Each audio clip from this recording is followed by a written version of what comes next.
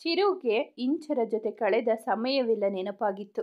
ಅವಳನ್ನು ತಾನು ಮೊದಲು ಸಿಕ್ಕಿದಾಗೆಲ್ಲ ಕಾಡಿಸಿದ್ದು, ಅವಳು ಪ್ರೀತಿ ಹೇಳಿಕೊಂಡಿದ್ದು, ಅವಳಿಗೆ ಕೋಪದಲ್ಲಿ ಹೊಡೆದಿದ್ದು, ಅವನು ಅಳುವಾಗ ಅವಳು ಸಂತೈಸಿ ಪರಿಹಾರ ಹೇಳಿದ್ದು, ಅವನನ್ನು ನಗಿಸಿದ್ದು, ಅವನ ಎಲ್ಲ ಭಾವನೆಗಳಿಗೂ ಅವಳ ಜೊತೆಗಿದ್ದಳು. ಅವನ ಮನಸ್ಸು ಅವಳು ಇನ್ಮೇಲೆ ಕೆಲಸಕ್ಕೆ ಬರಲ್ಲ ಅಂದಾಗ ಒದ್ದಾಡುತ್ತಿತ್ತು. ಯಾಕೋ ನನಗೆ ಅಂತ ಇರೋ ಒಂದು ಜೀವ ಅವಳು ಅನಿಸುತ್ತಿತ್ತು ಅವನಿಗೆ. ದೀರ್ಘ ಯೋಚನೆಗೆ ಬಿದ್ದವನೇ, ರಾಕಿ, ನೀನು ಹೇಳಿದ್ದು ನಿಜ. ನನಗೆ ನನ್ನ ಲೈಫ್ನಲ್ಲಿ ಪ್ರೀತಿ ಕೊಡೋರು ಸಿಕ್ಕಿದ್ರೆ ನಾನು ಖಂಡಿತ ಎಲ್ಲ ಮರೆತು ಅವರನ್ನು ಒಪ್ಪಿಕೊಳ್ತೀನಿ. ಅದು ಯಾರೋ ಬದಲು ಇಂಚರಾನೇ ಆದರೆ ಇನ್ನೂ ಚೆನ್ನಾಗಿರುತ್ತೆ.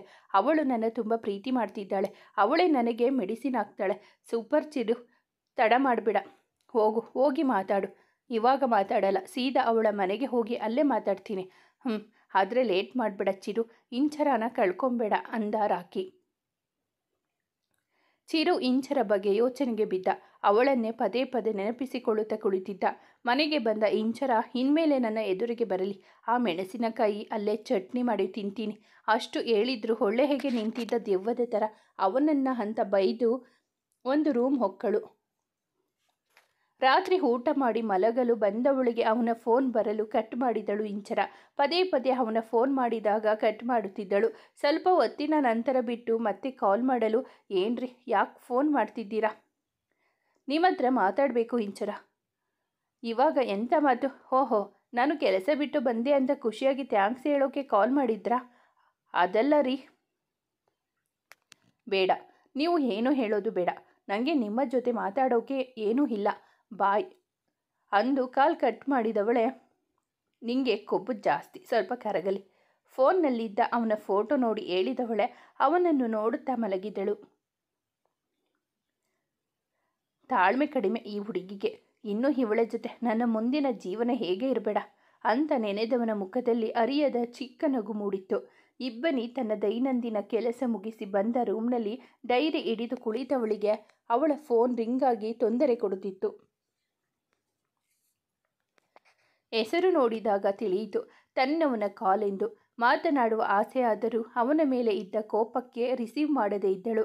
ಅದೆಷ್ಟು ಸಲ ಮಾಡಿದರೂ ಕಟ್ ಮಾಡೋದು, ರಿಸೀವ್ ಮಾಡದೇ ಇರೋದು ಮಾಡಿದ ಇಬ್ಬನಿ ಬೇಡ ಅಂತ ಬಿಟ್ಟು ಹೋಗಿ ಇವಾಗ ಫೋನ್ ಮಾಡ್ತಿದ್ದೀರಾ, ಮಾತಾಡ್ಸಲ್ಲ ನಿಮ್ಮನ್ನು ಅಂದುಕೊಂಡಳು. ಮೆಸೇಜ್ ಮಾಡಿದರೂ ನೋಡಿನೂ ಯಾವುದಕ್ಕೂ ರಿಪ್ಲೈ ಮಾಡದೆ ಇದ್ದವಳ ಕೋಪ ಅರ್ಥವಾಗಿತ್ತು ವಿರಾಟ್ಗೆ. ಮೇಡಮ್ ಅವರಿಗೆ ಕೋಪ ಬಂದಿದೆ, ಅದಕ್ಕೆ ಆನ್ಲೈನ್ ಇದ್ದರೂ ಮೆಸೇಜ್ ನೋಡಿ ರಿಪ್ಲೈ ಮಾಡ್ತಿಲ್ಲ ಅಂದುಕೊಂಡವ. ನಾಳೆ ಸಿಗ್ತೀಯಾ ಮುದ್ದು? ಸಾರಿ ಕೇಳಿ ನಿನ್ನ ಕೋಪ ಕಡಿಮೆ ಮಾಡ್ತೀನಿ ಅಂತ ಅಂದುಕೊಂಡ. ಇಬ್ಬರು ಅವರದ್ದೇ ಆದ ನೆನಪಲ್ಲಿ ಕನಸಲ್ಲಿ ಮುಳುಗಿದರು. ಮರುದಿನ ಇಂಚರಾಗೆ ಫೋನ್ ಮಾಡಿ ಕನ್ಫರ್ಮ್ ಮಾಡಿಕೊಂಡ ವಿರಾಟ್. ಅಕ್ಕ ತಂಗಿ ಇಬ್ಬರಿಗಾಗಿ ಪಾರ್ಕ್ನಲ್ಲಿ ಕಾಯ್ತಾ ಕುಳಿತಿದ್ದ. ಹೊರಗಡೆ ಸುತ್ತಾಡಿಕೊಂಡು ಬರೋಣ ಬಾ ಅಂತ ಇಬ್ಬನಿಯನ್ನು ಕರೆದುಕೊಂಡು ಬಂದ ಇಂಚರ ಪಾರ್ಕ್ ಬಳಿ ಗಾಡಿ ನಿಲ್ಲಿಸಿ ಒಳಗೆ ಬಂದರು. ಇಲ್ಲಿಗೆ ಯಾಕೆ ಅಂದಳು. ನಿಂಗೆ ಏನೋ ತೋರಿಸ್ಬೇಕು, ಅದಕ್ಕೆ ಬಾ ಅಂದು ವಿರಾಟ್ ಇದ್ದ ಕಡೆ ಹೆಜ್ಜೆ ಹಾಕಿದಳು. ಇಬ್ಬನಿ ಸುತ್ತ ನೋಡುತ್ತಾ ಬರುತ್ತಿದ್ದಳು. ವಿರಾಟ್ ಎದ್ದು ನಿಂತು ಅವಳನ್ನೇ ನೋಡುತ್ತಿದ್ದ. ಅವನನ್ನು ನೋಡಿ ವಾಪಸ್ ಹೋಗಲು ತಿರುಗಿದವಳ ಕೈ ಹಿಡಿದ ಇಂಚರ, ಅವನತ್ರ ಒಮ್ಮೆ ಮಾತಾಡು ಡಿಯರ್, ನಿನ್ನ ಕೋಪನ ಅವನ ಪ್ರೀತಿ ಕರಗಿಸುತ್ತೆ. ಯಾವ ಕೋಪನೂ ಇಲ್ಲ, ಯಾವ ಪ್ರೀತಿನೂ ಇಲ್ಲ, ಬಿಡು. ಹೀಗೆ ಅಂತ ಗೊತ್ತಿದ್ರೆ ನಾನು ಬರ್ತಾ ಇರಲಿಲ್ಲ. ಇಬ್ಬನಿ, ನಮ್ಮ ಭಾವನ ನೋಡು ಪಾಪ, 2 ದಿನಕ್ಕೆ ನಿನ್ನ ನೋಡದೆ ನಿನ್ನ ಜೊತೆ ಮಾತನಾಡದೆ ಹೇಗೆ ಆಗಿದ್ದಾರೆ. ಪ್ಲೀಸ್ ಬಾರೆ ಅಂತ ಅವಳನ್ನು ಕೈ ಹಿಡಿದು ಕರೆದುಕೊಂಡು ಬರುವಾಗ ಅವರೆದುರು ಬಂದು ನಿಂತ ವಿರಾಟ್ ತನ್ನವಳನ್ನು 2 ದಿನದ ಮೇಲೆ ನೋಡುತ್ತಾ ಕಣ್ತುಂಬಿಕೊಂಡ. ಯಾಕೆ ನನ್ನ ನೋಡಿ ವಾಪಸ್ ಹೋಗ್ತಾ ಇದೆಯಾ? ಅಷ್ಟೊಂದು ಕೋಪ ಬಂದಿದೆಯಾ ನನ್ನ ಮೇಲೆ ಅಂದ. ಅವಳೇನು ಹೇಳದೆ ಮುಖ ಬೇರೆ ಕಡೆ ತಿರುಗಿಸಿ ನಿಂತಳು. ಅವಳ ಕೈ ಹಿಡಿದವ, 2 ದಿನ ನಿನ್ನ ಧ್ವನಿ ಕೇಳದೆ ಜೀವನೇ ಹೋದಷ್ಟು ನೋವಾಗಿತ್ತು ಇಬ್ಬನಿ, ರಿಯಲಿ ಮಿಸ್ ಯು ಕಣೆ ಅಂದ ಅವಳ 2 ಕೈ ಹಿಡಿದು. ಯಾಕೆ ಟೈಮ್ ಪಾಸ್ ಮಾಡೋಕ್ಕೆ ಯಾರೂ ಸಿಗಲಿಲ್ವಾ? ಅಥವಾ ನಿಮಗೆ ಸೂಟ್ ಆಗೋರು ಇನ್ನೂ ಯಾರೂ ಸಿಗಲಿಲ್ವಾ ಅಂದಳು ಅವನ ಮಾತು ನೆನೆದು. ಮೇಡಮ್ ಅವರಿಗೆ ನನ್ನ ಮೇಲೆ ತುಂಬ ಕೋಪ ಬಂದಿದೆ. ಇಲ್ಲಿ ಬೇಡ, ಆ ಕಡೆ ಸೈಡ್ಗೆ ಹೋಗಿ ಮಾತಾಡೋಣ ಬಾ ಮುದ್ದು. ನಾನು ಎಲ್ಲಿಗೂ ಬರಲ್ಲ, ನಾನು ಹೋಗ್ತೀನಿ. ಅಯ್ಯೋ ಇಬ್ಬನಿ, ಹಳೆ ಕಾಲದ ಹೀರೋಯಿನ್ ಥರ ಪೋಸ್ ಕೊಡಬೇಡ. ನಮ್ಮ ಭಾವ ಏನೋ ಹೇಳ್ಬೇಕು ಅಂತಿದ್ದಾರೆ, ಹೋಗಿ ಅಲ್ಲಿ ಕೂತ್ಕೊಂಡು ಕೇಳಿ ಸಮಾಧಾನ ಆಗಲಿ. ಕೊನೆಗೆ ಏನಾದರೂ ಕೊಟ್ಟು ಇಸ್ಕೊಂಡು ಬಾ ಹೋಗು ಅಂತ ಹೇಳಿ ಅವಳನ್ನು ವಿರಾಟ್ ಹತ್ತಿರ ತಳ್ಳಿದಳು. ಅವನು ಇಬ್ಬನಿಯನ್ನು ತೋಳಲ್ಲಿ ಬಂಧಿಸಿದ್ದ. ಕೈ ತೆಗೀರಿ ಅಂದಳು ಮುಖ ತಿರುವಿಸಿಡುಕುತ್ತಾ. ಅಲ್ಲಿ ಕೂತ್ಕೊಂಡು ಮಾತಾಡೋಕೆ ಬರ್ತೀನಿ ಅಂದರೆ ತೆಗಿತೀನಿ, ಇಲ್ಲ ಅಂದರೆ ಇಲ್ಲೇ ಮುದ್ದಾಡ್ತೀನಿ, ಆಮೇಲೆ ಎಲ್ಲ ನೋಡ್ತಾರೆ ಅಷ್ಟೆ ಅಂದು ಅವಳ ಮುಖದ ಬಳಿ ಮುಖ ತೆಗೆದುಕೊಂಡು ಹೋಗಲು ಅವನನ್ನು ತಳ್ಳಲು ನೋಡಿದಳು. ಆಗಲಿಲ್ಲ. ಇದು ಜಿಮ್ ಬಾಡಿ, ನಿಂಗೆ ಅಷ್ಟು ಸುಲಭಕ್ಕೆ ಸೋಲಿಸೋಕೆ ಆಗಲ್ಲ ಅಂದವ ಇನ್ನಷ್ಟು ತನ್ನ ಹಿಡಿತ ಬಿಗಿ ಮಾಡಿದ. ಬಿಡಿ ಬರ್ತೀನಿ ಅಂದಾಗ ಆಗ ಬಾ ದಾರಿಗೆ ಅಂದು ಅವಳ ಕೈ ಹಿಡಿದು ಬೇರೆ ಕಡೆ ಕರೆದುಕೊಂಡು ಹೋದ. ಹುಲ್ಲು ಹಾಸಿನ ಮೇಲೆ ಕುಳಿತು ಅವಳನ್ನು ತನ್ನ ಪಕ್ಕ ಕೂರಿಸಿಕೊಂಡ. ಅವನು ಇಂಚರ ಕಡೆ ತಿರುಗಿ ನೋಡಲು ಅವಳು ಸ್ಮೈಲ್ ಮಾಡುತ್ತಾ ತನ್ನ ಪರ್ಸ್ನಲ್ಲಿ ಇದ್ದ ಡೈರಿ ಮಿಲ್ಕ್ ಸಿಲ್ಕ್ ಹಿಡಿದು ತಿನ್ನುತ್ತಾ ಕಲ್ಲು ಬೇಂಚಿನ ಮೇಲೆ ಕುಳಿತಳು. ಅವರಿಗೆ ಬೆನ್ನು ಮಾಡಿ, ಸಾರಿ ಕಣೆ, ನಾನು ಬೇಕು ಅಂತ ನಿನಗೆ ಹಾಗೆಲ್ಲ ಹೇಳಿಲ್ಲ, ಸಾರಿ ಇಬ್ಬನಿ, ಪ್ಲೀಸ್ ಮಾತಾಡು. ಅವಳು ಬೇರೆ ಕಡೆ ನೋಡುತ್ತಾ ಇದ್ದಳು. ನಿನ್ನ ನೋಡೋಕೆ ಬಂದಿದ್ದು ಚಿರು ಅಂತ ಗೊತ್ತಾದ ಮೇಲೆ ನನಗೆ ಏನು ಹೇಳಬೇಕು ತಿಳಿಯಲಿಲ್ಲ ಕಣೆ. ಅಪ್ಪನೂ ಚಿರು ಜೊತೆ ಮದುವೆ ಮಾಡ್ತೀನಿ ಅಂದಾಗ ನೀನು ಬಿಟ್ಟು ಕೊಡೋ ತೀರ್ಮಾನ ಮಾಡಿದೆ, ಅದು ಒಲ್ಲದ ಮನಸ್ಸಲ್ಲಿ. ನಾನು ನಿನ್ನ ಎಷ್ಟು ಪ್ರೀತಿ ಮಾಡ್ತೀನಿ ಗೊತ್ತಿದ್ದು ಹೀಗೆ ಕೋಪ ಮಾಡಿಕೊಂಡಿದ್ದೀಯಾ? ಏ ಮುದ್ದು, ನನ್ನ ಒಂದು ಸಲ ಕ್ಷಮಿಸೆ. ಬೇಡ ವಿರಾಟ್, ನೀವು ಹೇಳಿದ್ದು ನಿಜಾನೇ. ನಿಮಗೆ ನಾನು ಯಾವುದರಲ್ಲೂ ಸೂಟ್ ಆಗಲ್ಲ. ಅಣ್ಣ ಹೇಳಿದವರನ್ನು ನಾನು ಮದುವೆ ಆಗ್ತೀನಿ. ನೀವು ನಿಮ್ಮ ಅಂತಸ್ತಿಗೆ ತಕ್ಕದವರನ್ನು ಮದುವೆ ಮಾಡಿಕೊಳ್ಳಿ. 2 ಬಾರಿಸ್ತೀನಿ ಅಷ್ಟೆ.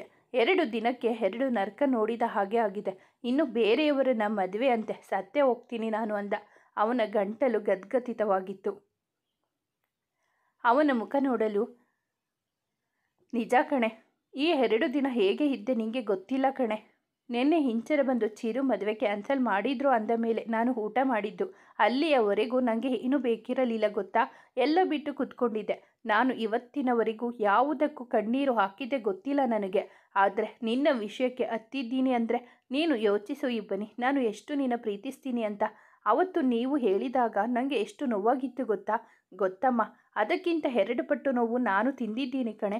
ಸಾರಿ ಇಬ್ಬನಿ, ಇನ್ಮೇಲೆ ಯಾವತ್ತೂ ನೋವು ಕೊಡಲ್ಲ. ಪ್ಲೀಸ್, ಇದೊಂದು ಸಲ ಕ್ಷಮೆ ಕೊಡು ಪ್ಲೀಸ್. ಅವಳೇನು ಮಾತನಾಡದೆ ಇದ್ದಾಗ ಅವಳ ಮುಖವನ್ನು ಬೊಗಸೆಯಲ್ಲಿ ಹಿಡಿದು ಅವಳ ಹಣೆ ಮೇಲೆ ಚುಂಬಿಸಿದವ, ನಿನ್ನ ಯಾವತ್ತೂ ಕಳ್ಕೊಳ್ಳೋದಿಲ್ಲ ಕಣೆ. ನಿನ್ನ ಬಿಟ್ಟು ಇರೋಕೆ ಆಗಲ್ಲ ಮುದ್ದು, ಪ್ಲೀಸ್ ಕಣೆ, ಕೋಪ ಮಾಡ್ಕೊಂಬೇಡ ಅಂದ. ಅವನ ಕಣ್ಣಲ್ಲಿ ಸಣ್ಣಗೆ ನೀರಾಡಿತ್ತು. ಅವನನ್ನು ನೋಡಿ ಕಣ್ಣು ತುಂಬಿಕೊಂಡಳು ಹುಡುಗಿ. ನಿಮ್ಮ ಮಾತಿನಗೆ ಧೈರ್ಯ. ನೀವೇ ಹಾಗೆ ಹೇಳಿದರೆ ನಾನು ಏನು ಮಾಡಬೇಕು? ಸಾರಿ ಅಂತ ಎಷ್ಟು ಸಲ ಕೇಳಿದ್ದೀನಿ, ಆದರೂ ಮತ್ತೆ ಹೀಗೆ ಹೇಳ್ತಿದ್ದೀಯಾ? ಇನ್ಮೇಲೆ ಯಾರು ಬಂದರೂ ಹೋದರೂ ನಿನ್ನ ಯಾವತ್ತೂ ದೂರ ಮಾಡಿಕೊಳ್ಳೋದಿಲ್ಲ. ಆ ಥರ ನಮ್ಮ ಪ್ರೀತಿಗೆ ಯಾರು ಒಪ್ಪದೆ ಇದ್ದರೆ ನಿನ್ನ ಮದುವೆ ಮಾಡಿಕೊಂಡು ಕರ್ಕೊಂಡು ಹೋಗ್ತೀನಿ. ನನ್ನ ಕೊನೆ ಉಸಿರು ಇರುವವರೆಗೂ ನಿನ್ನ ಪ್ರೀತಿ ಮಾಡ್ತಾ ಚೆನ್ನಾಗಿ ನೋಡ್ಕೊಳ್ತೀನಿ, ನಂಬೋ ನನ್ನ. ನಿಮ್ಮ ಪ್ರೀತಿ ನಿಜ ಅಂತ ಗೊತ್ತು, ಆದರೆ ಮನೆಯವರು ಅದು ಇದು ಅಂತ ನನ್ನ ದೂರ ಮಾಡಿದರೆ ನಾನು ನಿಜವಾಗ್ಲೂ ಏನಾದರೂ ಮಾಡಿಕೊಂಡು ಸತ್ತೋಗ್ತೀನಷ್ಟೆ. ಹೇಯ್, ಇನ್ನೊಂದು ಸಲ ಹಾಗೆಲ್ಲ ಮಾತಾಡಿದರೆ ನನ್ನ ಹತ್ರ ಹೊದೆ ತಿಂತೀಯ ಅಂದ. ನೀವು ನನ್ನ ದೂರ ಮಾಡಲ್ಲ ತಾನೆ? ಚಿಕ್ಕ ಮಕ್ಕಳಂತೆ ಅವನ ಕೈ ಮೇಲೆ ಕೈ ಇಟ್ಟು ಕೇಳಿದಾಗ ಅವಳ ಮುಖವನ್ನು ಹಿಡಿದು ನುಡಿಯುತ್ತಿದ್ದವ ಅವಳ ಮುಖದ ತುಂಬ ಮುತ್ತಿನ ಮುದ್ರೆ ಹೊತ್ತಿದ್ದ. ಅವರನ್ನು ನೋಡಿದ ಹಿಂಚರ, ಕೊಡು, ಮೊದಲು ಬೈಯೋದು ಆಮೇಲೆ ಬೆಣ್ಣೆ ಹಚ್ಚೋದು, ಇದೇ ನಿಮ್ಮ ಹುಡುಗರ ಬುದ್ಧಿ ಅಂದುಕೊಂಡವಳೆ ಚಾಕ್ಲೇಟ್ ಖಾಲಿ ಮಾಡಿದಳು. ವಿರಾಟ್ ಇಬ್ಬನಿಯನ್ನು ಬಿಡುತ್ತಾ, ಇನ್ಮೇಲೆ ಯಾವತ್ತೂ ಅಳಬೇಡ, ನಾನು ನಿನ್ನಿಂದ ದೂರ ಹೋಗಲ್ಲ, ನಿಂಗೆ ಬೇಜಾರು ಮಾಡಲ್ಲ ಆಯ್ತಾ? ಅಂದು ಅವನೆದೆಗೆ ಹೊರಗಿದ್ದಳು. ಅವಳನ್ನು ಪ್ರೀತಿಯಿಂದ ಬಳಸಿ ಅವಳ ಕೈ ಜೊತೆ ಕೈ ಬೆಸೆದಿದ್ದವ ಅವಳ ಕೈಗೆ ಮುತ್ತಿಟ್ಟಿದ್ದ. ಇಬ್ಬನಿ ಇವತ್ತೇ ಮನೆಯಲ್ಲಿ ಮಾತಾಡ್ತೀನಿ, ನಮ್ಮ ಪ್ರೀತಿ ವಿಷಯ ಹೇಳ್ತೀನಿ. ಒಪ್ಪಿಕೊಳ್ತಾರಾ? ಡೌಟ್, ಬಟ್ ಒಪ್ಪಿಸ್ತೀನಿ. ಇಲ್ಲ ಅಂದರೆ ನನ್ನ ಜೊತೆ ಬಾ, ಇಬ್ಬರು ರಿಜಿಸ್ಟರ್ ಆಫೀಸ್ನಲ್ಲಿ ಮದುವೆ ಆಗೋಣ. ಮತ್ತೆ ಅಣ್ಣ? ನಿಮ್ಮ ಅಣ್ಣ ಒಪ್ಪಿಕೊಳ್ಳುತ್ತಾರೆ ಅನಿಸುತ್ತೆ. ಅವರು ಇಷ್ಟಪಟ್ಟೆ ಅಲ್ವಾ ಮದುವೆ ಆಗಿರೋದು.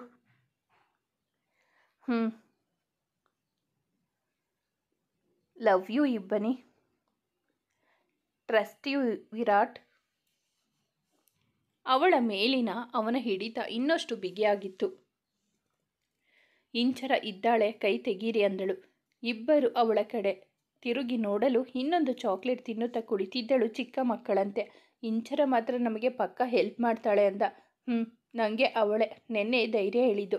ಅವಳ ಥರ ಬೋಲ್ಡಾಗಿ ಇರಬೇಕು ಇಬ್ಬನಿ. ನೀನು ಯಾವಾಗ ಅವಳ ಥರ ಆಗೋದು? ನಿಮ್ಮನ್ನು ಮದುವೆ ಆದಮೇಲೆ ಆಗ್ತೀನಿ. ನೀನು ಆ ಥರ ಆಗ್ತೀಯೋ ಇಲ್ವೋ, ಆದರೆ ನಿನ್ನ ಜೊತೆ ಸೇರಿಕೊಂಡು ನಾನು ಅಳೋದು ಕಲಿತು ಬಿಟ್ಟೆ ಅಂದಾಗ ಇಬ್ಬರು ನಕ್ಕಿದರು. ಸ್ವಲ್ಪ ಹೊತ್ತು ಮಾತಾಡಿ ಇಂಚರ ಬಳಿ ಬಂದಾಗ, ಹೋ ಆಯ್ತಾ ಮಾತಾಡಿ? ಆಯಿತು, ಥ್ಯಾಂಕ್ಸ್ ಇಂಚರ ಅಂದ ವಿರಾಟ್. ಪರವಾಗಿಲ್ಲ, ಥ್ಯಾಂಕ್ಸ್ ಎಲ್ಲ ಬೇಡ ಬಾವಾಜಿ. ನಮ್ಮ ಇಬ್ಬನಿನ ಚೆನ್ನಾಗಿ ನೋಡ್ಕೊ, ಅಷ್ಟು ಸಾಕು. ಓಕೆ. ಇಬ್ಬನಿ ಕೋಪ ಕಡಿಮೆ ಆಯ್ತಾ? ಏನೋ ಸಿಕ್ಕಿರಬೇಕಲ್ಲ, ಕಣ್ಣು ಹೊಡೆದು ಕೇಳಿದಳು. ತರ್ಲೆ ಅಂದು ಅವಳ ಕೈಗೆ ಮೆಲ್ಲಗೆ ಹೊಡೆದಳು.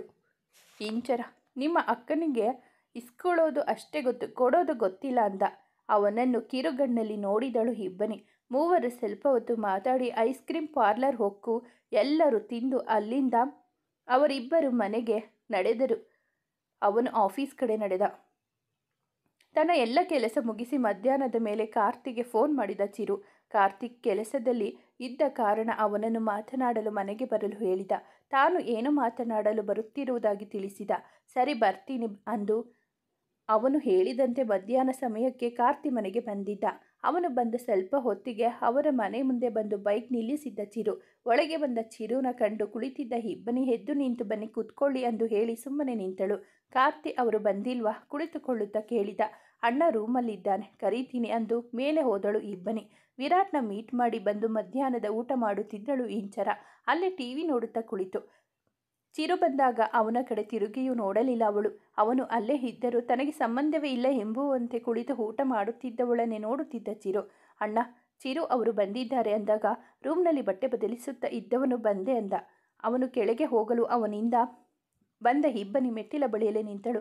ಚಿರುನ ಕುಶಲೋಪರಿ ಮಾತನಾಡಿಸಿದ ಕಾರ್ತಿ, ಇಂಚರ ಎದ್ದು ಒಳಗೆ ಹೋಗಿ ಊಟ ಮಾಡು, ಚಿರು ಏನು ಮಾತಾಡಬೇಕು ಅಂತ ಬಂದಿದ್ದಾರೆ ಅಂದಾಗ, ಮಾತಾಡೋರು ನೀವೇ ಹೊರಗೆ ಹೋಗಿ, ಇಲ್ಲ ಟೆರೆಸ್ ಮೇಲೆ ಹೋಗಿ, ನಾನು ಎಲ್ಲಿಗೂ ಹೋಗಲ್ಲ ಅಂದಳು ಬಾಯಿಗೆ ತುತ್ತು ಹಿಡುತ್ತಾ. ಅವರು ಇರಲಿ ಬಿಡಿ, ನಾನು ಇವಾಗ ಹೇಳುವುದು ನಿಮಗೆ ಬೇಜಾರಾಗಬಹುದು, ಅಥವಾ ಇವನೇನು ಹೀಗೆ ಅಂತ ಅನಿಸಬಹುದು. ಏನಿದ್ದರೂ ನೇರವಾಗಿ ಹೇಳಿ ಅಂದ ಚಿರು. ಮೊದಲು ವಿಷಯ ಹೇಳಿ, ಆಮೇಲೆ ಅದೆಲ್ಲ ಅಂದ ಕಾರ್ತಿ. ಈ ಮದುವೆ ನಿಲ್ಲೋದು ಬೇಡ, ಮುಂದುವರಿಸೋಣ ಅಂದಾಗ ಕಾರ್ತಿ ಚಿರುನ ಗೊಂದಲದಲ್ಲಿ ನೋಡಿದರೆ ಇಂಚರ ಇಬ್ಬನಿ ಗಾಬರಿಯಿಂದ ಚಿರುನ ನೋಡುತ್ತಿದ್ದರು. ಅಲ್ಲ, ನೀವೇ ಮೊನ್ನೆ ಎಲ್ಲ ಹಾಗೆ ಹೇಳಿ ಇವಾಗ ಮದುವೆ ಅಂತ ಅಲ್ಲಿಗೆ ನಿಲ್ಲಿಸಿದ ಕಾರ್ತಿ. ನೀವು ಹೇಳಿದಂತೆ ನಿಶ್ಚಿತಾರ್ಥ ಮದುವೆ ತಯಾರಿ ಮಾಡಿಕೊಳ್ಳಿ, ಆದರೆ ಹುಡುಗಿ ಇಬ್ಬನಿ ಅಲ್ಲ ಅಂದವ. ನನಗೆ ಅರ್ಥ ಆಗ್ತಿಲ್ಲ ಅಂದ ಕಾರ್ತಿ. ಅವನ ತಂಗಿಯರು ಅರ್ಥ ಆಗದೆ ಕಣ್ಣು ಪಿಳಿ ಪಿಳಿ ಬಿಡುತ್ತಾ ನೋಡುತ್ತಿದ್ದರು. ನಾನು ಮದುವೆ ಆಗ್ತಿರೋದು ನನ್ನ ತುಂಬ ಪ್ರೀತಿ ಮಾಡ್ತಿರೋ ಹುಡುಗಿನ ಅಂದು ಮೇಲೆದ್ದು ಬಂದವ ಇಂಚರ ಮುಂದೆ ನಿಂತು, ನಿನ್ನ ಪ್ರೀತಿ ನನಗೆ ಅರ್ಥ ಆಗೋಕೆ ಇಷ್ಟು ಟೈಮ್ ಬೇಕಾಯಿತು. ಸಾರಿ, ಇದು ಯಾವುದೋ ಒತ್ತಡಕ್ಕೋ ಅನಿವಾರ್ಯಕ್ಕೋ ಈ ನಿರ್ಧಾರ ಮಾಡ್ತಿಲ್ಲ, ಮನಸ್ಸು ಪೂರ್ವಕವಾಗಿ ಒಪ್ಪಿ ಹೇಳ್ತಾ ಇದ್ದೀನಿ. Will you marry me Inchara? ನನ್ನ ಆತ್ಮಸಾಕ್ಷಿ ಮೇಲೆ ಆಣೆ ಮಾಡಿ ಹೇಳ್ತೀನಿ, ನನ್ನಿಂದ ನಿನಗೆ ಸಿಗಬೇಕಿರೋ ಪ್ರೀತಿ ಗೌರವ ಎಲ್ಲ ಸಿಗುತ್ತೆ. ನಿಂಗೆ ಒಪ್ಪಿಗೆನಾ ಅಂದ. ಅವಳು ಕೈಯಲ್ಲಿದ್ದ ತಟ್ಟೆಯನ್ನು ಟಿಫೈ ಮೇಲೆ ಇಟ್ಟು ಮೇಲೆ ಎದ್ದು ಅವನನ್ನೇ ಆಶ್ಚರ್ಯದಿಂದ ನೋಡುತ್ತಾ ನಿಂತಳು. ನಿನ್ನ ಮೆಣಸಿನಕಾಯಿ ಜೊತೆ ಬಾಳೋಕೆ ನಿಂಗೆ ಇಷ್ಟನಾ? ಈ ಮೆಣಸಿನಕಾಯಿನ ಮದುವೆ ಆಗ್ತೀಯಾ ಅಂದಾಗ ಅವಳು ಮುಖ ತಿರುವಿ ನಿಂತಳು. ಚಿರು, ಏನು ಹೇಳ್ತಿದ್ದೀರಾ ನೀವು ಅಂದ ಕಾರ್ತಿ. ಸಾರಿ, ನಿಮಗೆ ಯಾರಿಗೂ ಗೊತ್ತಿಲ್ಲ, ಇಂಚರ ನನ್ನ ತುಂಬ ಪ್ರೀತಿ ಮಾಡ್ತಿದ್ದಾರೆ. ಅವರನ್ನು ನಾನು ರಿಜೆಕ್ಟ್ ಮಾಡುತ್ತಿದ್ದೆ, ಆದರೆ ನಾನು ಇನ್ನೊಬ್ಬರಿಂದ ರಿಜೆಕ್ಟ್ ಆದಮೇಲೆ ಆ ನೋವು ನನಗೆ ಅರ್ಥ ಆಗಿದ್ದು. ಸಿಗದ ಪ್ರೀತಿಗೋಸ್ಕರ ಜೀವನ ಹಾಳು ಮಾಡಿಕೊಳ್ಳುವ ಬದಲು ನನ್ನ ಪ್ರೀತಿ ಮಾಡೋ ಹುಡುಗಿ ಜೊತೆ ಹೊಂದ್ಕೊಂಡು ಬಾಳೋದು ಒಳ್ಳೆಯದಲ್ವಾ? ಇಂಚರ ಚಿರು ಹೇಳುತ್ತಿರುವುದು ನಿಜಾನ? ಕಾರ್ತಿಕ್ ಕೇಳಿದ. ಆದರೆ ಈ ಮೆಣಸಿನಕಾಯಿಗೆ ನನ್ನ ಕಂಡ್ರೆ ಇಷ್ಟ ಇಲ್ಲ. ನಿನ್ನ ಎಲ್ಲ ಗುಣ ನನಗೆ ಇಷ್ಟ ಆಗಿತ್ತು ಇಂಚರ. ಫ್ರೆಂಡ್ ಥರ ನೋಡ್ತಿದ್ದೆ ತಾನೆ, ಆದರೆ ಇವಾಗ ಲೈಫ್ ಪಾರ್ಟ್ನರ್ ಆಗಿ ಬಾ ಅಂತಿದ್ದೀನಿ. ಏನು ಬೇಕಿಲ್ಲ ಹೋಗು ಅಂದಳು ಮುಖ ಊದಿಸಿ. ಸರಿ ಬಿಡು, ಈ ಮೆಣಸಿನಕಾಯಿ ನಿನಗೆ ಬೇಡ ಅಲ್ವಾ? ನಾನು ಬೇರೆ ಯಾರನ್ನಾದರೂ ನೋಡಿಕೊಳ್ತೀನಿ ಅಂದ ಅವಳನ್ನು ರೇಗಿಸಲು. ಸಾಯಿಸಿಬಿಡ್ತೀನಿ ನಿನ್ನ ಅವಳನ್ನು. ಇವಾಗ ಏನೋ ನೀನು ಇಷ್ಟಪಟ್ಟಿದ್ದು ಇಬ್ಬನೀನ ಅಂತ ಸುಮ್ಮನೆ ಇದ್ದೆ ಅಷ್ಟೆ, ಆದರೆ ಬೇರೆ ಯಾವಳಾದರೂ ಬಂದರೆ ನಿಂದು ಅವಳದ್ದು ಇಬ್ಬರದು ಡಬಲ್ ಮರ್ಡರ್ ಆಗುತ್ತೆ, ನೆನಪು ಇಟ್ಕೋ. ಮತ್ತೆ ನೀನು ಬೇಡ ಅಂತಿದ್ದೀಯಾ? ನೀನು ಇನ್ನೂ ಸ್ವಲ್ಪ ಪೂಸಿ ಹೊಡೀಲಿ ಅಂತ ಹಾಗೆ ಹೇಳಿದ್ದು. ಇವಾಗ ಇನ್ನೊಂದು ಸಲ ಸಾರಿ ಕೇಳಿ ಅವಾಗಲೇ ಹೇಳಿದ್ದು ಹೇಳು. ಸಾರಿ, ನೀನು ಪ್ರೀತಿ ಅರ್ಥ ಮಾಡಿಕೊಳ್ಳದೆ ಇದ್ದಿದ್ದಕ್ಕೆ ನನ್ನ ಮದುವೆ ಮಾಡಿಕೊಳ್ಳುತ್ತೀಯಾ ಅಂದ. ಅವನನ್ನು ಗಟ್ಟಿಯಾಗಿ ತಬ್ಬಿಕೊಂಡಳು ಹುಡುಗಿ ಎಲ್ಲರ ಎದುರಿಗೆ. ಅವಳನ್ನು ಸರಿಸುತ್ತಾ, ನೀವೇನು ಹೇಳ್ತೀರಾ ಅಂದ ಕಾರ್ತಿ ಕಡೆ ತಿರುಗಿ. ನಮ್ಮ ಅಣ್ಣ ನಿನ್ನೆನೇ ಆಗಲೇ ಗ್ರೀನ್ ಸಿಗ್ನಲ್ ಕೊಟ್ಟಿದ್ದ, ಅವನು ಒಪ್ಪಿಕೊಳ್ಳುತ್ತಾನೆ ಅಲ್ವಾ ಅಣ್ಣ? ಇಲ್ಲ, ನಾನು ಒಪ್ಪೋದಿಲ್ಲ ಕಾರ್ತಿಕ್ ಅದು ಅಂತ ಹೇಳಲು ಹೋದ ಚಿರು. ನೋಡಿ ಚಿರು, ನಿಮಗೆ ಅವಳ ಬಗ್ಗೆ ಗೊತ್ತಿಲ್ಲ. ನಿಮ್ಮನ್ನು ನಡು ರೋಡಲ್ಲಿ ನಿಲ್ಲಿಸಿ ಡ್ಯಾನ್ಸ್ ಮಾಡಿಸಿದ್ರೂ ಆಶ್ಚರ್ಯ ಇಲ್ಲ. ನೀವು ಬೇರೆ ಹುಡುಗಿನ ಮದುವೆ ಮಾಡಿಕೊಳ್ಳಿ ಅಂದ ಕಾರ್ತಿ ಅವಳನ್ನು ರೇಗಿಸಲು. ಅಣ್ಣ, ನಾನು ಹಾಗೆಲ್ಲ ಏನು ಮಾಡಲ್ಲ, ಬೇಕಿದ್ರೆ ಆಣೆ ಮಾಡಿ ಹೇಳ್ತೀನಿ ಅಂದಾಗ ಅವಳ ಭುಜದ ಮೇಲೆ ಕೈ ಹಾಕಿದ ಕಾರ್ತಿ, ಚಿರು ಅಂತ ಒಳ್ಳೆ ಹುಡುಗ ನಿನ್ನ ಒಪ್ಪಿಕೊಂಡಿರೋದು ನಿನ್ನ ಅದೃಷ್ಟ ಅನಿಸುತ್ತೆ ನನಗೇನೋ. ಅಂತೂ ನಾನು ಚಿರುಗೆ ಕೊಟ್ಟ ಮಾತು ಉಳಿಯಿತು ಅಂದ ಕಾರ್ತಿ ನಗುತ್ತಾ. ಏನು ಮಾತು ಅಂದಳು ಇಂಚರ. ನನ್ನ ತಂಗಿನೇ ನಿಮ್ಮ ಹೆಂಡತಿ ಆಗೋದು ಅಂತ ಹೇಳಿದ್ದೆ, ಅದು ಈಡೇರಿತು. ಆದರೂ ಚಿರು, ನೀವು ಇಷ್ಟು ಬೇಗ ಇಂಥ ನಿರ್ಧಾರ ತಗೊಂಡಿದ್ದು ನನಗೆ ನಿಜವಾಗ್ಲೂ ಆಶ್ಚರ್ಯ ಆಗ್ತಿದೆ. ಇವರು ಕೆಲಸಕ್ಕೆ ಬರಲ್ಲ ಅಂದಾಗ ನನಗೆ ಇವರನ್ನು ಕಳೆದುಕೊಳ್ಳೋಕೆ ಇಷ್ಟ ಆಗಲಿಲ್ಲ. ಅಲ್ಲದೆ ಎಷ್ಟು ದಿನ ಆರಾಮಾಗಿ ಇರೋದು, ಅದಕ್ಕೆ ನಿಮ್ಮ ತಂಗಿನ ಮದುವೆ ಆಗೋಣ ಅಂದ್ಕೊಂಡೆ. ಅವರ ಕೈಗೆ ನನ್ನ ಜೀವನಾನ ಕೊಟ್ಟು ಬಿಡೋಣ ಅಂತ ಇದ್ದೀನಿ ಅಂದ. ಇನ್ನು ಅವಳ ಜೊತೆ ನಿಮ್ಮನ್ನು ನೆನೆಸ್ಕೊಂಡ್ರೆ ನನಗೆ ಅಯ್ಯೋ ಅನಿಸುತ್ತೆ. ಏನು ಮಾಡೋದು, ಒಮ್ಮೊಮ್ಮೆ ಮರದಲ್ಲಿರೋ ಮಂಗಗಳಿಗೂ ಮನುಷ್ಯನ ಅವತಾರ ಕೊಟ್ಟಿರುತ್ತಾನೆ ದೇವರು ಅಲ್ವಾ, ಚಿರು ತಮಾಷೆಯಾಗಿ ಹೇಳಿದ. ಅವರಿಬ್ಬರ ಮಾತು ಕೇಳಿ ಇಂಚರ ಮುಖ ಊದಿಸಿದಳು. ಅಡುಗೆ ಮನೆ ಬಾಗಿಲಲ್ಲಿ ನಿಂತಿದ್ದ ಕೀರ್ತಿ ಸದ್ಯ ಅಣ್ಣ ಖುಷಿಯಾದ ಅಂತ ನಿಟ್ಟುಸಿರು ಬಿಟ್ಟರೆ ಅವರಿಬ್ಬರಿಗೆ ತುಂಬು ಮನಸ್ಸಿನಿಂದ ದೇವರಲ್ಲಿ ನಿಂತಲೇ ಪ್ರಾರ್ಥನೆ ಸಲ್ಲಿಸುತ್ತಿದ್ದಳು ಇಬ್ಬನೇ. ಚಿರುನ ಒಮ್ಮೆ ಹಗ್ ಮಾಡಿದ ಕಾರ್ತಿ. ನನಗೆ ಈ ಮದುವೆ ಒಪ್ಪಿಗೆ ಆಯಿತು, ಇನ್ನು ಮನೆಯಲ್ಲಿ ಮಾತಾಡ್ತೀನಿ ಅಂದು ಫೋನ್ ಹಿಡಿದು ಹೊರ ನಡೆದ ತನ್ನ ಅಪ್ಪನಿಗೆ ಫೋನ್ ಮಾಡಲು. ಚಿರುನ ತಬ್ಬಿಕೊಂಡಳು ಇಂಚರ. ಅವಳನ್ನು ಹಗುರವಾಗಿ ಬಳಸಿದ ಚಿರು ಸ್ವಲ್ಪ ಹಿಂದೆ ಸರಿದು ಹ್ಯಾಪಿ ಅಂದ. ಅಂದು ಇಬ್ಬನಿ ಅಂತ ಅಲ್ಲಿ ಇದ್ದವಳನ್ನು ಹೋಗಿ ಅಪ್ಪಿಕೊಂಡಳು ಇಂಚರ. ಅವಳನ್ನು ಖುಷಿಯಿಂದ ತಬ್ಬಿದ್ದ ಇಬ್ಬನಿ ಅವಳ ಹಣೆಗೆ ಮುತ್ತು ಇಟ್ಟು, ನಿನ್ನ ಪ್ರೀತಿ ಇವರೇನಾ ಅಂದಳು. ನಾನು ಹೇಳ್ತಿದ್ದೆ ಅಲ್ವಾ ಅವನು ನನ್ನ ಒಪ್ಪಿಕೊಳ್ಳುತ್ತಿಲ್ಲ ಅಂತ, ಇದೇ ಅದು ಅಂದಳು ಇಂಚರ. ಅಂತೂ ನಿನ್ನ ಪ್ರೀತಿ ನಿನಗೆ ಸಿಕ್ಕಿದೆ ಅಲ್ವಾ, ಖುಷಿಯಾಗಿರು ಅಷ್ಟೆ ಸಾಕು ಅಂದು ಅವಳನ್ನು ಮತ್ತೊಮ್ಮೆ ಬಳಸಿದಳು. ಅಂದ ಇಂಚರ ಅವಳಿಂದ ಬಂದು ಚಿರು ಮುಂದೆ ನಿಂತಳು. ಕೀರ್ತಿ ಟೀ ತರ್ತೀನಿ ಅಂತ ಒಳಗೆ ಹೋಗಲು ನಾನು ಕೈ ತೊಳೆದು ಬರ್ತೀನಿ ಅಂತ ಒಳಗೆ ಹೋದಳು ಇಂಚರ. ಎಲ್ಲ ಕ್ಲಿಯರ್ ಆಯ್ತಲ್ಲ, ವಿರಾಟ್ ಮನೆಯಲ್ಲಿ ನಿಮ್ಮ ವಿಷಯ ಮಾತಾಡೋಕೆ ಹೇಳಿ ಅಂದವಾ ಅವಳು. ಅನ್ನುವಂತೆ ತಲೆ ಆಡಿಸಿ ಸಾರಿ ಅನ್ನಲು ಪರವಾಗಿಲ್ಲ ಅನ್ನುವಂತೆ ತಲೆ ಹಾಕುತ್ತಾ ಕುಳಿತ ಚಿರು. ಫೋನ್ ಕೈಯಲ್ಲಿ ಹಿಡಿದು ಬಂದ ಕಾರ್ತಿ, ಅಪ್ಪ ಅಮ್ಮ ಪರಿಚಯದವರ ಮನೆಯಲ್ಲಿ ಒಂದು ಫಂಕ್ಷನ್ ಇತ್ತು, ಹೋಗಿದ್ರು, ಬರೋಕೆ ಹೇಳಿದ್ದೀನಿ, ಬರ್ತಾರೆ ಅಂದ. ನೀವು ಮಾತಾಡಿ ಹೇಳಿ, ನಾನು ಹೋಗಿರ್ತೀನಿ ಅಂದನು. ಅವರನ್ನು ಮಾತನಾಡಿಸಿಕೊಂಡು ಹೋಗಿ ಬರ್ತಾರೆ ಅಂದ ಹೇಳಿದ ಕಾರ್ತಿ. ಕೈಯಲ್ಲಿ ಕಾಫಿ ಹಿಡಿದು ಬಂದಳು ಇಂಚರ. ಚಿರು ಕೈ ಹಾಕುವ ಮೊದಲು 1 ನಿಮಿಷ ಅಂದ ಕಾರ್ತಿ. ಯಾರೇ ಕಾಫಿ ಮಾಡಿದ್ದು ಅಂದನು. ನಿನ್ನ ಹೆಂಡತಿ, ನಾನಲ್ಲ ಅಂದಳು. ಹೌದಾ, ಇವಾಗ ತಗೊಳ್ಳಿ ಚಿರು. ಅವಳ ಕೈಯಿಂದ ಏನೇ ತಗೋಬೇಕು ತಿನ್ನಬೇಕು ಅಂದರು 2 ಸಲ ಯೋಚಿಸಿ ತಗೊಳ್ಳಿ ಅಂದಾಗ ಅವಳ ತುಟಿ ಕೊಂಕಿಸಿದಳು. ಇಬ್ಬನಿ ಬಾ ಇಲ್ಲಿ ಅಂದಾಗ ಕಾರ್ತಿ ಬಳಿ ಹೋಗಿ ಕುಳಿತಳು ಅವಳು. ವಿರಾಟ್ ಬಳಿ ಅವರ ಮನೆಯಲ್ಲೂ ಮಾತಾಡೋಕೆ ಹೇಳು, ಇಬ್ಬರದು ಒಂದೇ ಸಲ ಮದುವೆ ಮಾಡೋಣ ಅಂದಾಗ ಹೇಳ್ತೀನಿ ಅಣ್ಣ ಅಂದಳು ಅಷ್ಟೆ. ಸ್ವಲ್ಪ ಹೊತ್ತು ಕಾಯಲು ಬಂದ ಸದಾನಂದ ಹಾಗೂ ಹೇಮಾವತಿ ಅವರು ಚಿರುನ ಮನಸ್ಸು ಪೂರ್ವಕವಾಗಿ ಒಪ್ಪಿದ್ದರು. ನಮ್ಮ ತರ್ಲೆ ಮಗಳಿಗೆ ನೀವೇ ಕರೆಕ್ಟ್, ಅವಳನ್ನು ಬೇರೆ ಯಾರು ಸಂಭಾಳಿಸೋಕೆ ಆಗಲ್ಲ ಅಂದರು ಸದಾನಂದ್. ಅಂದು ಎಲ್ಲರ ಒಪ್ಪಿಗೆ ಪಡೆದು ಎಲ್ಲರಿಗೂ ತಿಳಿಸಿ ಅಲ್ಲಿಂದ ನಡೆದನು ಚಿರು. ಎಲ್ಲರಿಗೂ ಒಂದು ಸಮಾಧಾನ, ಒಂದು ಖುಷಿ. ಇಂಚರ ಮುಖದಲ್ಲಿ ನಗು ತುಂಬಿತ್ತು. ಇಬ್ಬನಿ ವಿರಾಟ್ಗೆ ಫೋನ್ ಮಾಡಲು ಅವನು ಪಿಕ್ ಮಾಡಲಿಲ್ಲ. ಆಮೇಲೆ ಹೇಳಿದರೆ ಆಯಿತು ಅಂದು ಸುಮ್ಮನಾದಳು. ಅಡುಗೆ ಮನೆಯಲ್ಲಿ ಬ್ಯುಸಿಯಾದಳು. ಇಬ್ಬನಿ ಫೋನ್ ಮಾಡಲು ಪಿಕ್ ಮಾಡದ ವಿರಾಟ್ ತನ್ನವಳನ್ನು ನೋಡಲು ಅವರ ಮನೆಯ ಕಾಂಪೌಂಡ್ ಹಾರಿದ್ದ. ಇಂಚರಾಗೆ ಫೋನ್ ಮಾಡಿ ಎಲ್ಲರೂ ಏನು ಮಾಡ್ತಿದ್ದಾರೆ ಅಂದಾಗ,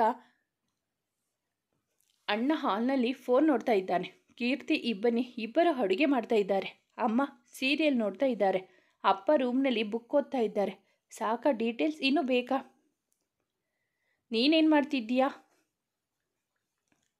ನಿನ್ನ ಜೊತೆ ಮಾತಾಡ್ತಿದ್ದೀನಿ. ಗುಡ್, ಮಾತಾಡ್ತಾ ಹಾಗೆ ಬಂದು ಟೆರೆಸ್ನ ಬಾಗಿಲು ತೆಗೆ. ಯಾಕೆ?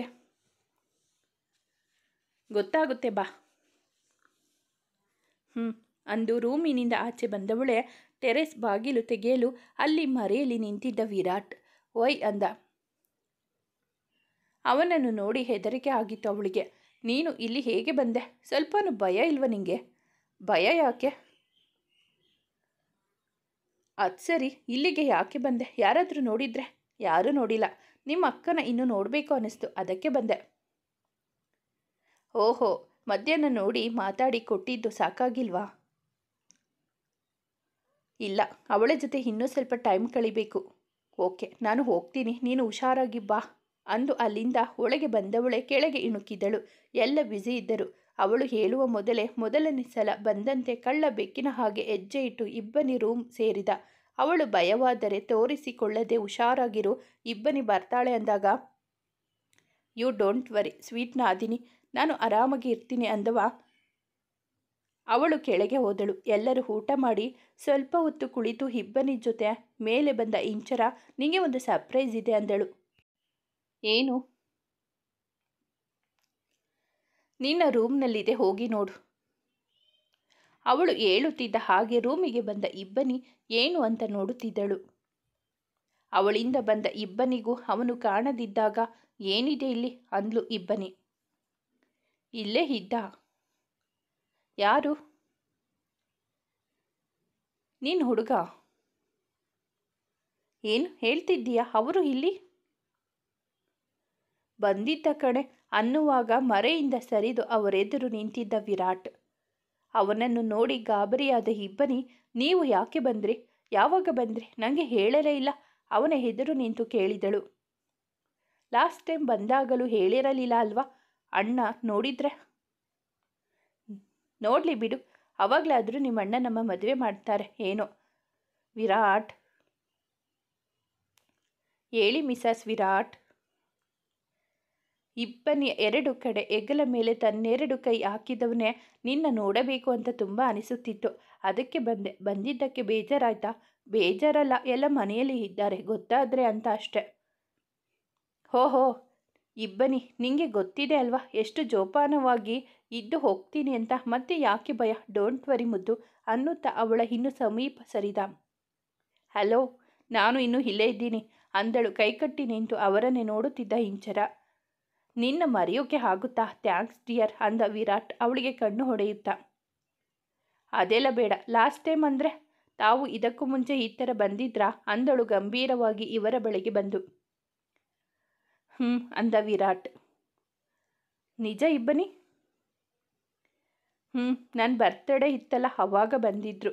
ಮಿರಾರ್ ಬಳಿ ಇದ್ದ ಬಾಚಣಿಗೆ ಕೈಗೆ ತೆಗೆದುಕೊಂಡವಳೆ ಮುಂದೆ ಕೈ ಮಾಡಿ ಇಬ್ಬರು, ನಮಗೆ ಗೊತ್ತಿಲ್ಲದೆ ಏನೇನೆಲ್ಲ ಮಾಡಿದ್ದೀರಾ ಅನ್ನಲು, ಹೇಯ್ ಹಲೋ, ಏನೇನೋ ಎಲ್ಲ ಮಾಡಿಲ್ಲ, ನಾನು ಡೀಸೆಂಟ್ ಬಾಯ್ ಥರ ಬಂದು ಇದ್ದು ಹೋಗಿದ್ದೆ, ಬೇಕಿದ್ರೆ ನಿಮ್ಮ ಅಕ್ಕನ್ನ ಕೇಳು.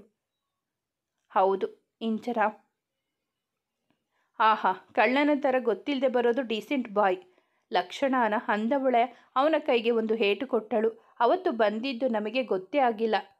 ಅಂದರೆ ನೀವು ಎಷ್ಟು ಕಿಲಾಡಿಗಳು, ಆ ತಪ್ಪಿಗೆ ಬಸ್ಗೆ ಹೊಡೆಯಿರಿ ಇಬ್ಬರು, ಅದೇ ಪನಿಷ್ಮೆಂಟ್ ಅಂದಳು ಸ್ಕೂಲ್ ಟೀಚರ್ ಥರ.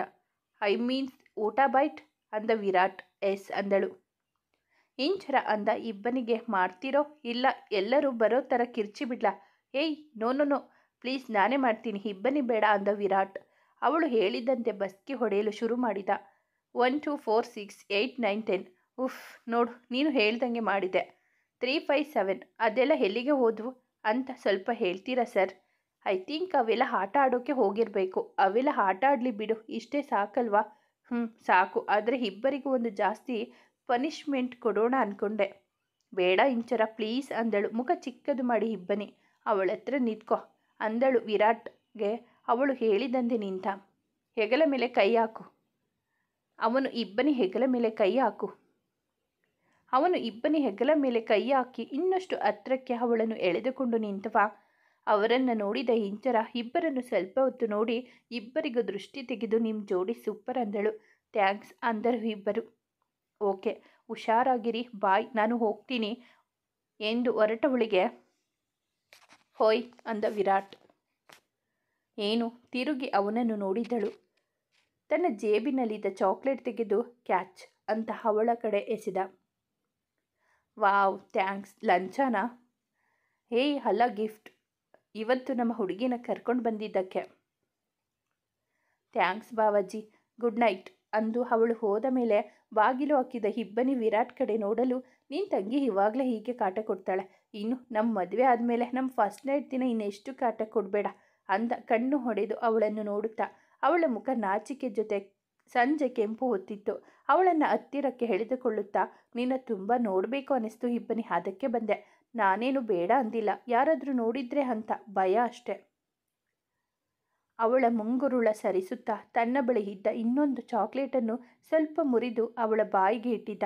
ಪೆದ್ದು ಇಬ್ಬನಿ.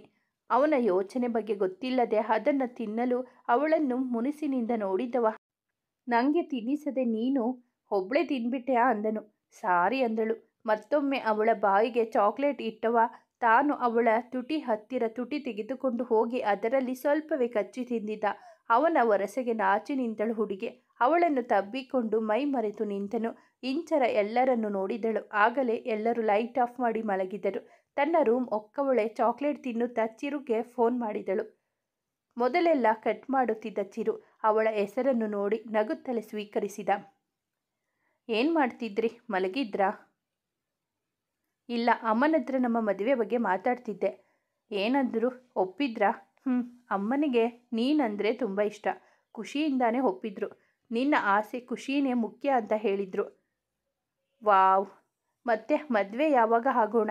ಇನ್ನೂ ಅಪ್ಪನ ಹತ್ರ ಮಾತಾಡಬೇಕು. ಆಮೇಲೆ ವಿರಾಟ್ ವಿಷಯ ಅವರು ಒಪ್ಪಬೇಕು ಅಲ್ವಾ? ಅವರದ್ದು ಆಮೇಲೆ ಒಪ್ತಾರೆ. ಇಲ್ಲ, ತಾತ ನನ್ನ ವಿರಾಟ್ ಮದುವೆ ಒಟ್ಟಿಗೆ ಆಗಬೇಕು ಅಂತ ಹೇಳಿದ್ದಾರೆ. ಅಂದರೆ 2 ಮದುವೆ ಒಟ್ಟಿಗೆ ಮಾಡೋ ಪ್ಲಾನಾ? ಹೌದು. ಊಟ ಆಯಿತಾ? ಆಯಿತು. ನಿಮ್ಮದು? ಆಯಿತು. ಏನು ಮಾಡ್ತಿದ್ಯಾ? ಚಾಕ್ಲೇಟ್ ತಿಂತಾ ಇದ್ದೀನಿ. ಈ ಟೈಮ್ನಲ್ಲಿ ಚಾಕ್ಲೇಟ್ ತಿಂದರೆ ಹಲ್ಲೆಲ್ಲ ಹಾಳಾಗುತ್ತೆ ಅಷ್ಟೆ. ನನಗೆ ಚಾಕ್ಲೇಟ್ ಅಂದರೆ ತುಂಬ ಇಷ್ಟ. ಮತ್ತೆ ನೀವು ನಿಜವಾಗಲೂ ನನ್ನ ಒಪ್ಪಿಕೊಂಡಿದ್ದ? ಇಲ್ಲ, ನಿಜವಾಗ್ಲೂ ಒಪ್ಪಿಕೊಂಡಿದ್ದು. ನಿಮಗೆ ಅನುಮಾನ ಬೇಡ. ಅಯ್ಯೋ, ಅನುಮಾನ ಅಲ್ಲ, ಕೇಳಿದೆ. ನನಗೆ ನೀನು ಒಬ್ಬ ಫ್ರೆಂಡಾಗಿ ಇಷ್ಟ ಇದ್ದೆ. ಬಹುಶಃ ನಾನು ಮೊದಲು ಇಷ್ಟಪಡದೆ ಇದ್ದಿದ್ದರೆ ನೀನೇ ಮೊದಲ ಇಷ್ಟಪಟ್ಟ ಹುಡುಗಿ ಆಗ್ತಿದ್ದೆ. ಸಾರಿ, ನೀನು ನನ್ನ ಮೊದಲ ಪ್ರೀತಿ ಅಲ್ಲದಿದ್ದರೂ ಜೀವನ ಪೂರ್ತಿ ಕೊನೆ ತನಕ ಇರೋ ಪ್ರೀತಿ ನೀನು. ನನ್ನ ಎಲ್ಲ ಆಸೆ, ಕನಸು, ಗುರಿ ಪ್ರತಿಯೊಂದಕ್ಕೂ ನೀನು ಜೊತೆಗೆ ಇರಬೇಕು. ಥ್ಯಾಂಕ್ಸ್. ಖಂಡಿತ ಇರ್ತೀನಿ. Love you. ಇಂಚರ, ನನ್ನ ಮೇಲೆ ಏನಾದರೂ ಕೋಪ ಬೇಜಾರು ಇದ್ದರೆ ನನಗೆ ಬೈದಾದರೂ ಹೊಡೆದಾದರೂ ತೀರಿಸ್ಕೊಂಬಿಡು. ಆದರೆ ನನ್ನ ದೂರ ಮಾಡಬೇಡ. ಇನ್ನು ಯಾರನ್ನು ಕಳ್ಕೊಳ್ಳೋಕೆ ಆಗಲ್ಲ ಪ್ಲೀಸ್. ನೀವೇ ಹೋಗು ಅಂದರೂ ನಾನು ಹೋಗಲ್ಲ. ಅಣ್ಣ ಹೇಳ್ದಂಗೆ ನಾನು ಸ್ವಲ್ಪ ತರಲೆ. ನೀವು ಹೇಗೆ ಸಹಿಸ್ಕೊಳ್ತೀರೋ ಪರವಾಗಿಲ್ಲ. ನಾನು ನೀನು ಎಲ್ಲ ತರಲೆನೂ ಇಷ್ಟಪಡ್ತೀನಿ. ಥ್ಯಾಂಕ್ಸ್. ಮೆಣಸಿನಕಾಯಿ. ಮತ್ತೆ ಮೆಣಸಿನಕಾಯಿ ಅಂತೀಯ? ನಾನು ಹಾಗೆ ಕರೆಯೋದು. ನಾನು ನಿಂಗೆ ಇನ್ಮೇಲೆ ಚೋಟ್ ಮೆಣಸಿನಕಾಯಿ ಅಂತೀನಿ. ಬೇಡ, ಚೆನ್ನಾಗಿಲ್ಲ. ಚೆನ್ನಾಗಿದೆ. ನಿಂಗೆ ಅದೊಂದೇ ಮ್ಯಾಚ್ ಆಗೋದು. ಓಕೆ, ಹೇಗಾದರೂ ಕರೀರಿ. ಇನ್ಮೇಲೆ ಹೋಗೊಬ್ಬ ಅಂತಾನೆ ಮಾತಾಡ್ಸು. ರೆಸ್ಪೆಕ್ಟ್ ಎಲ್ಲ ಬೇಡ.